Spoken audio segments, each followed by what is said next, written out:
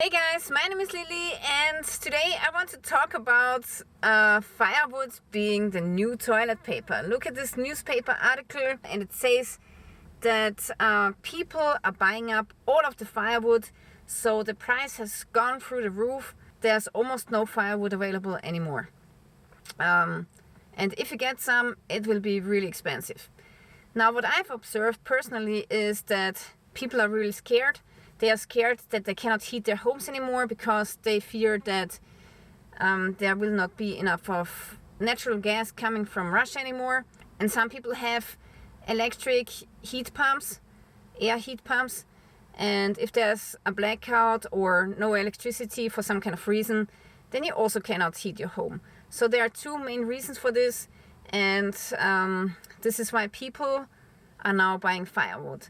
Now, a lot of people here in Austria still have a proper central heating with a wood stove in the basement. For example, my parents have that. They have this really big oven in the basement, which is heating the house with central heating. But also what happened now in Austria is that a lot of people have bought smaller stoves, wood stoves, Swedish ovens, and how they are called. So many people have that now, including me, because my house is heated with natural gas. So last January I said to my spouse that I want to get a wood stove just in case if there's some problem, I want to be able to heat my house with a wood stove. So yeah, that's the situation in Austria. A lot of people are preparing much more than 5 years ago. I'm even seeing my neighbors getting whole loads of firewood into their gardens. They build extra sheds so that they can fit the firewood in. And everybody tries to get as much as firewood as they can. Now what happened is that because of the scarcity of firewood, now people try to buy coal briquettes, and now the coal price is also going up, and that's crazy. And now the coal is also very scarce. So heating will be a big problem. It will be a challenge. Now they already have made some laws that the public buildings, they cannot be heated over 19 degrees Celsius or something. It's either 19 or 18 degrees Celsius. So they try to save natural gas as much as possible now in Europe. Yeah, so even in supermarkets now they want to decrease the temperature to 19 degrees.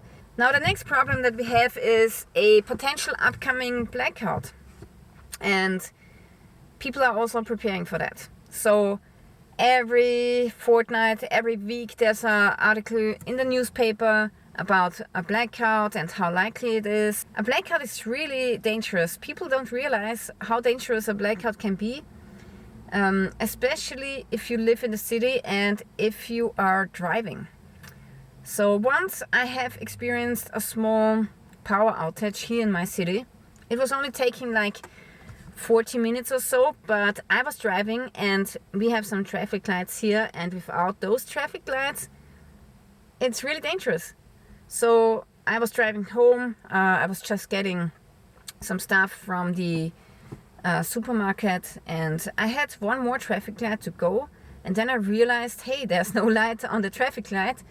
And I quickly stopped at the traffic light, fortunately, because another car was just going full speed from the other direction, sideways.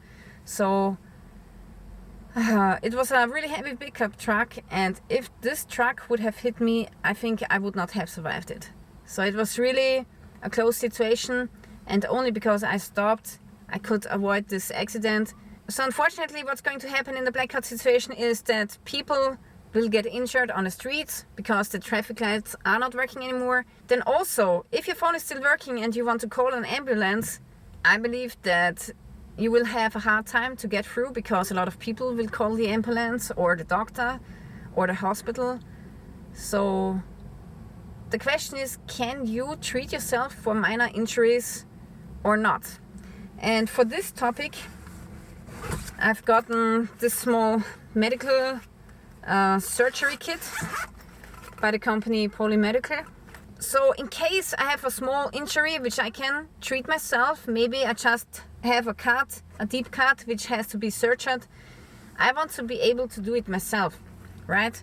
So if you have a big accident and if you are severely hurt and injured, you cannot help yourself, of course. But if it's a minor injury, like if you have a concussion with a cut on your head, then maybe somebody else can stitch it together. Maybe you find a nurse on the street, a doctor, or I, for example, have a nurse living just across my house and a doctor living at the other side of my street. So in the case that this nurse is still at home, I can ask her to treat me. Now inside of this kit you will find sterile surgical blades, and you can also find all kinds of other tools. Honestly, I don't even know what these are used for, but they are high quality, they are stainless steel, and they can be sterilized. So you can even use a pressure cooker to sterilize this instrument. And yeah, you have all kinds of tongs, spatulas. Yeah, and on the other side you have some high quality scissors, some magnifying glass, and different kinds of pliers. So if you have something stuck inside of your skin, you can get it out, like a thorn or something. So this is something I can really recommend, and if you want to get this kit, I will put a link into the description below. Now what I also got is this here. This is the training kit for a skin stapler. So if you want to train how to staple some skin, this is the right tool for you, and this is how it comes. So it comes in this sterilized box, and in this case it's sterile, it is preloaded, and you can train how to close some wounds. This is definitely a great tool for people who cannot stitch somebody together, and honestly I can't. So I will probably use something like this. Maybe I will ask a friend if they will show me how to do some stitches, because I think that's a really essential survival skill. So that's definitely a great tool, and I will put a link to this tool into the description as well. And actually today I'm standing here in this parking lot because I need some toilet paper. So I only have like one pack at home anymore, and I need to get more, and I need some other preps too.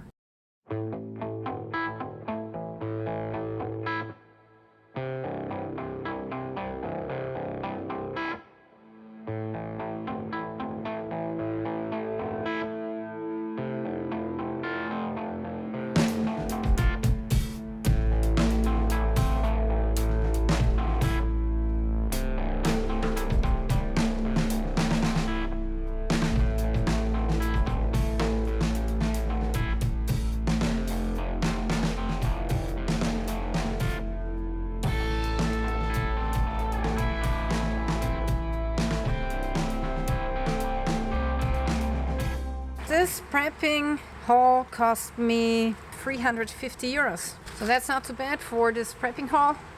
Now I have to bring it home and sort everything into my basement.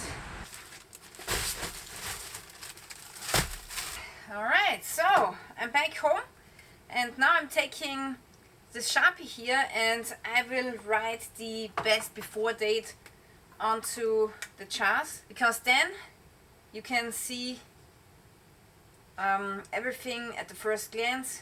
Alright guys, so this is my food supply, and I've sorted in the pickles now into the shelves, and this is what we got. So I believe that our carb supply is going to last us for at least 3 months. So I have a lot of rice here, also beans, lentils, peas, and even more rice and rye. Here I have a grain barrel, and today I want to make another one. So I think for the carbs we are good for the next 3 months. But, you know, in terms of pickles, I think this lot will be gone in like maybe 1 month. So that's not too much, and pickles are great. I think they're really important for our digestion, and you cannot only eat carbs. So pickles are important. Vegetables, you want to get some vitamins, fruits and such. Now up here we have a lot of honey.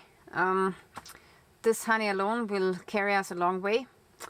And also here at the side we have a little bit more of carbs, bread, rice and stuff. This is now our tomato sauce storage. And here we got the pelati, pomodori that we bought today. And with the lentils and with the rice that we bought today, I want to make another grain barrel today. And I have to say that this rice is really cheap. It's organic, which I'm surprised to see at Metro, because a couple of years ago they did not have a lot of organic stuff, but now they get more, which is great. And also, this is 0.5 kilogram, and it only costs like 1.50. So for 1 kilogram, that's €3. That's really good. Usually you don't get organic rice for €3 a kilogram. And this is why I bought a whole lot here. And also the lentils that I bought today, they are lasting till 2024, which is pretty long. And the rice also lasts until 2024. So I think this is a 30-liter barrel, and I got it off of Amazon here in Europe.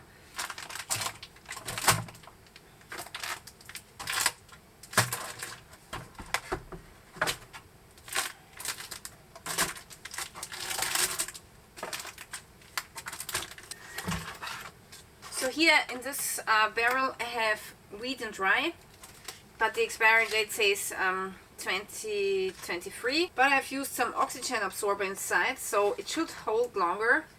So I will take 2 of those bags and just put it into the bigger barrel.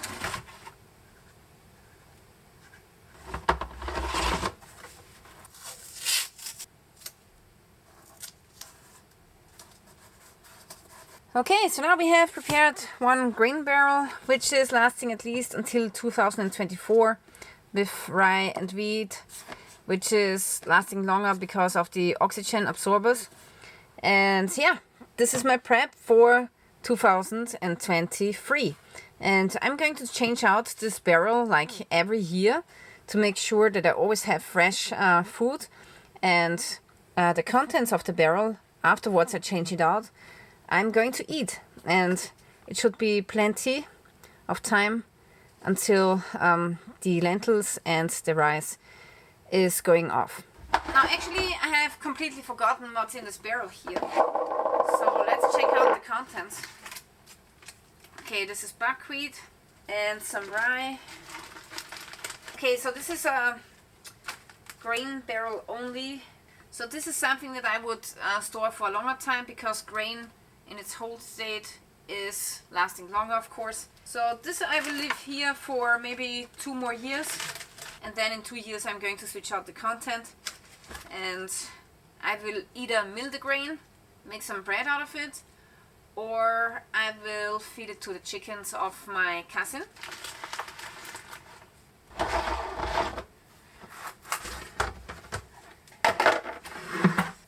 And in the smaller barrel I also do have some grain, but I will probably get this out of here and put some rice into the white barrel because it fits the color. Actually, I want to take the rest of this really nice rice.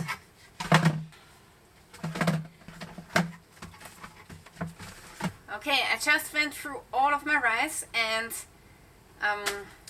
30 kilograms hold until 2024.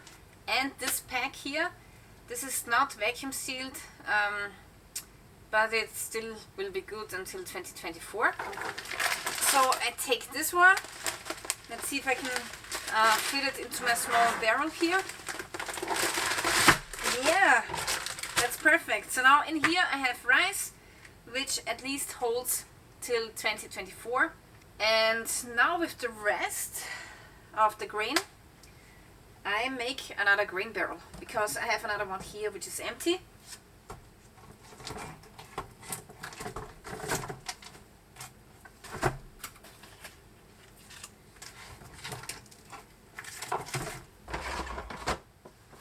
Okay, so this is what I got.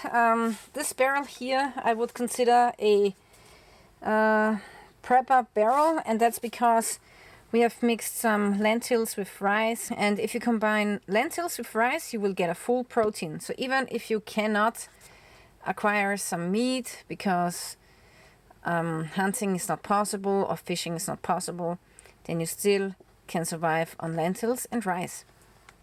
So this is probably the most important barrel that I have. Then here the smaller barrel is rice only, and it goes off 2024. So I will open this up in 2023 and start using it. And then I will prepare a new barrel for 2025. Now here at this side, now we have the grain barrels only. So we have wheat, rye, buckwheat in both of the barrels. And the best before date is 2023. So this is next year. And one of these barrels I'm actually gonna take to my cousin's homestead, because this is our bug out location and we want to prep his place as well. Alright guys, so this is my prep for today. I think I'm doing really good. So if there's something happening, I will be fine for the next weeks and months. But of course it's not good if you are placing all of your eggs in one basket, and this is why I want to prep my cousin's homestead as well. So yeah, thank you guys for watching. I really appreciate your view, comment and like, and stay tuned till next time.